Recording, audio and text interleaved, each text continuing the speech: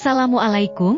Kisah Malaikat Jibril. Di hadis Tirmidzi disebutkan bahwa Rasulullah Shallallahu Alaihi Wasallam berkata mengenai Jibril, "Aku melihatnya turun dari langit dan besarnya penciptaan Jibril menutupi ruang antara langit dan bumi." Ketika menerangkan tentang Jibril ini, Allah berfirman, "Sesungguhnya Al-Quran itu adalah firman Allah yang dibawa utusan yang mulia, yang mempunyai kekuatan di sisi yang mempunyai arsy yang tinggi derajatnya. Dipatuhi, lagi dipercaya." Surat At-Takwir, ayat 19-21. Yang dimaksud dengan utusan mulia di sini adalah Jibril.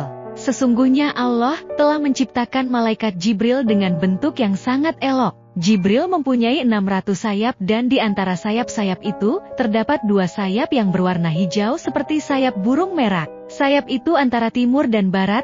Jika Jibril membentangkan sayapnya, ia sudah cukup untuk menutup dunia ini. Setelah Jibril melihat dirinya yang tampak begitu indah dan sempurna, malaikat Jibril pun berkata kepada Allah, "Wahai Rabbku, apakah engkau menciptakan makhluk lain yang lebih baik daripada aku?" Kemudian Allah pun menjawab pertanyaan malaikat Jibril, "Tidak."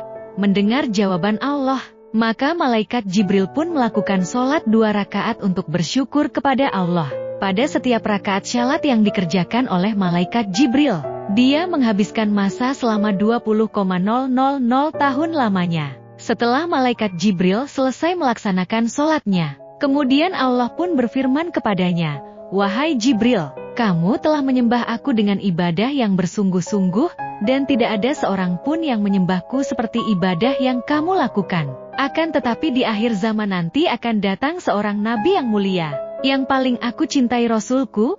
Dia mempunyai umat yang lemah dan sentiasa berdosa. Seandainya mereka mengerjakan sholat 2 rakaat walau hanya sebentar dan dalam keadaan lupa serta serba kurang, dengan pikiran yang melayang-layang dan dosa mereka pun besar, maka demi kemuliaanku dan ketinggianku, sesungguhnya sholat mereka itu lebih aku sukai daripada sholatmu. Hal tersebut karena mereka telah mengerjakan sholat itu atas perintahku sedangkan sholat kamu bukan atas perintahku." Setelah mendengar hal tersebut, Jibril pun kembali bertanya kepada Allah, "Ya Rabbku, apakah yang engkau berikan kepada mereka sebagai ganjaran atas ibadah mereka kepadamu?" Maka Allah berfirman yang artinya, "Ya Jibril, akan aku berikan syurga Mawa sebagai tempat tinggal mereka." Malaikat Jibril kemudian meminta izin kepada Allah untuk melihat syurga Mawa tersebut. Setelah Allah memberikan izin kepadanya, maka malaikat Jibril pun mengepakkan sayapnya dan terbang menuju syurga Mawa.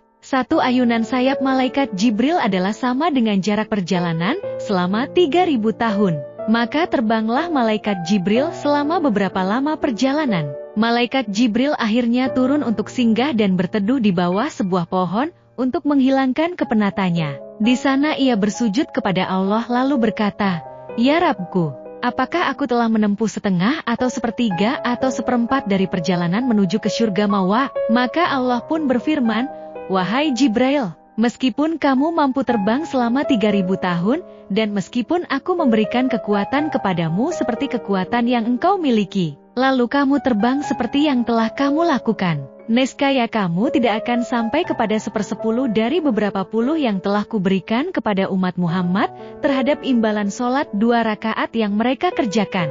Kata Rasulullah lagi, apabila telah sampai ajal seseorang itu, maka akan masuklah 1 kumpulan malaikat ke dalam lubang kecil pada badan manusia, kemudian mereka akan menarik rohnya dari kedua telapak kaki hingga lutut dan mereka pun keluar. Setelah itu datang lagi sekumpulan malaikat masuk menarik roh dari lutut ke perut. Begitulah seterusnya dari perut ke dada dan dada ke kerongkongnya. Itu saat nazak seseorang, setelah ajalnya datang.